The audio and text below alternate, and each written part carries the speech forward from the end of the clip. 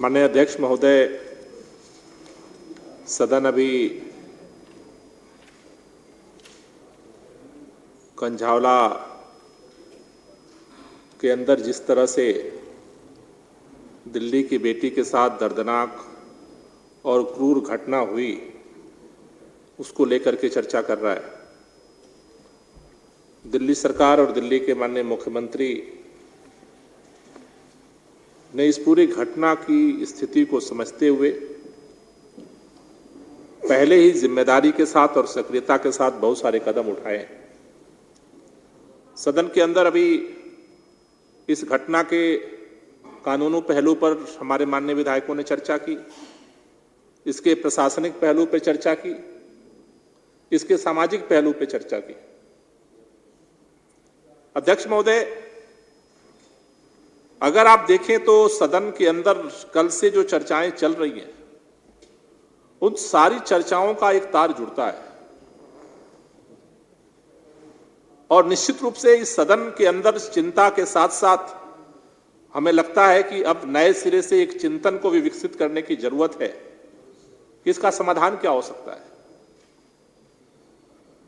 क्योंकि ऐसा लगता है कि जो दिल्ली के अंदर परिस्थिति बनी हुई है, मुझे लगता है कि पूरे भारत के अंदर किसी भी राज्य के अंदर चुने हुए सदन में इस तरह से मातम मनाने की मजबूरी नहीं है। हम 3 दिन से मातम मना रहे हैं, मोहल्ला क्लिनिक ठप कर दिया गया, हम मातम मना रहे हैं, जल बोर्ड का पेमेंट रोक दिया गया, हम मातम मनाने की स्थिति में केवल है। दिल्ली के अंदर कंझावला कांड होता है, दर्दनाक घटना होती है, हम केवल मातम मनाने की स्थिति में। दिल्ली के अंदर झुग्गियों को उजाड़ने का नोटिस दे दिया, केवल हम मातम मनाने की स्थिति में। जिस तरह से भारत के लोकतंत्र के अंदर इस सदन को केवल मातम मनाने का मंच बनाने की मजबूरी पैदा हुई है, मुझे लगता है अध्यक्ष महोदय, चिंतन से ही लोकतंत्र पैदा हुआ। भारत के अंदर पहले लोकतंत्र नहीं था। आदिम जमाने में जब पहले हमारे यहां एंशिएंट हिस्ट्री में उल्लेख मिलता है कि संघ हुआ करते थे, लेकिन भारत के अंदर सामंती व्यवस्था से राजशाही की व्यवस्था हुई। कुछ लोगों ने चिंतन किया तभी सामंती व्यवस्था से राजशाही की व्यवस्था आई। कुछ लोगों ने चिंतन किया तभी राजशाही की व्यवस्था से लोकतंत्र की व्यवस्था आई। आज दिल्ली के अंदर सदन के अंदर हमारे माननीय सदस्य बैठे हैं, हमें लगता है कि आज वक्त आ गया है, क्योंकि आज दिल्ली के अंदर अगर इस तरह की घटनाएं बार बार हो रही हैं तो उसका कुछ कारण है। अध्यक्ष जी, मैं आज अखबार में पढ़ रहा था, कल टेलीविजन में सुन रहा था, भारतीय जनता पार्टी की केंद्र सरकार और लेफ्टिनेंट गवर्नर की तरफ से तुषार मेहता जी सुप्रीम कोर्ट के सामने कल बोले, अपने आखिरी पक्ष को रखते हुए, कि हम दिल्ली को अराजकता में नहीं छोड़ सकते। अध्यक्ष जी, इस पर चर्चा जरूर होनी चाहिए कि दिल्ली के अंदर अराजकता को पैदा कौन कर रहा है। दिल्ली के अंदर अगर कंझावला कांड होता है, और सभी हमारे साथियों ने कहा, सारे जानकार कानून के वकील हैं, अगर दिल्ली के अंदर कंझावला कांड होता है और उसके बाद पुलिस चुपचाप देखती रहती है, उसके बाद घटना के बाद उसके बाद पुलिस लापरवाही करती है, अगर उसके बाद भी आरोपियों को पुलिस बचाने की आखिरी कोशिश करती है, जनता की आवाज उठती है, तब होम मिनिस्ट्री हिलती है, 302 का मुकदमा दर्ज होता है। दिल्ली के अंदर अराजकता कौन पैदा कर रहा है? दिल्ली के अंदर सीसीटीवी कैमरा लगा करके सबूत इकट्ठा करने वाला मुख्यमंत्री अराजकता पैदा कर रहा है, या दिल्ली का lieutenant governor Bharatiya Janata party के नेताओं को बचाने के लिए दिन रात एक कर रहा है, वो अराजकता पैदा कर रहा है? कौन अराजकता पैदा कर रहा है? दिल्ली के अंदर झुग्गियों को बसाने वाला अराजकता पैदा कर रहा है दिल्ली का मुख्यमंत्री, या दिल्ली की झुग्गियों को उजाड़ने का नोटिस देने वाला अराजकता पैदा कर रहा है? कौन अराजकता पैदा कर रहा है?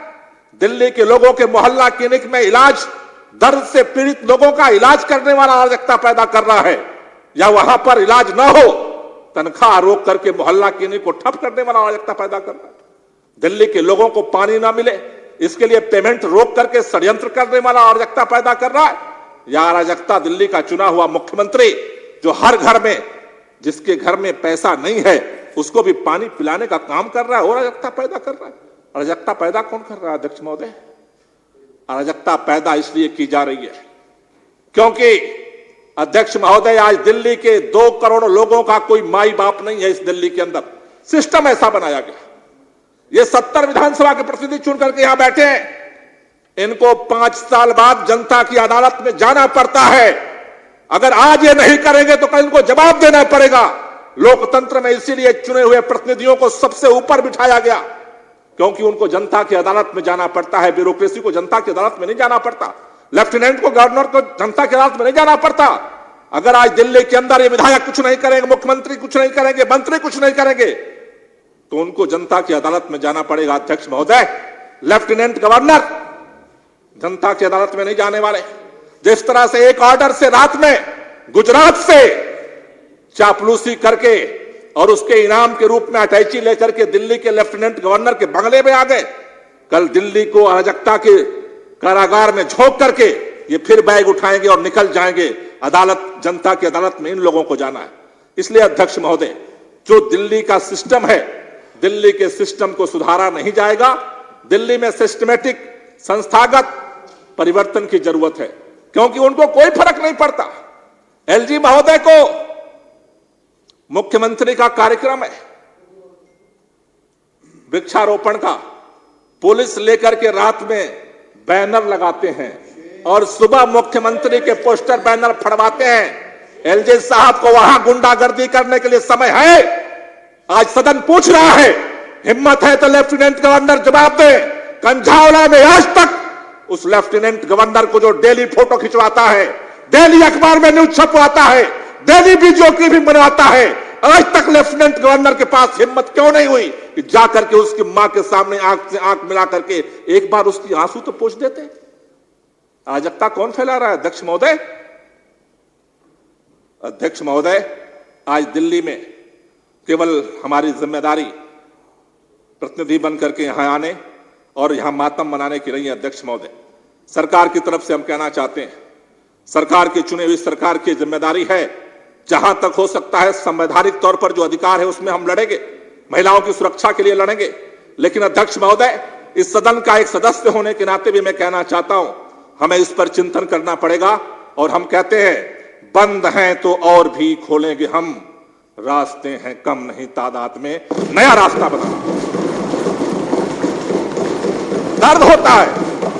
अरे कल जब हम विधानसभा के सदस्य नहीं थे, कल जब हमारी सरकार नहीं थी, कल जब हम मंत्री नहीं थे, तब भी दिल्ली वालों के दर्द के लिए लड़ने की हिम्मत हमारे पास थी। आज ऐसा लगता है कि चुन लिए गए तो हमें बेड़ियों में बांध दिया गया, हमारी आवाज बंद कर दी गई, और अगर सच के लिए बोलते हैं तो गुनाहगार साबित किया जाता है। अध्यक्ष महोदय, मैं केवल इतना ही कहना चाहता हूं, दर्द बहुत है सीने में, कहा नहीं जाता, लेकिन करें क्या, मजबूरी है, फिर भी ये दर्द सहा नहीं जाता, इसके लिए लड़ना पड़ेगा। बहुत बहुत धन्यवाद।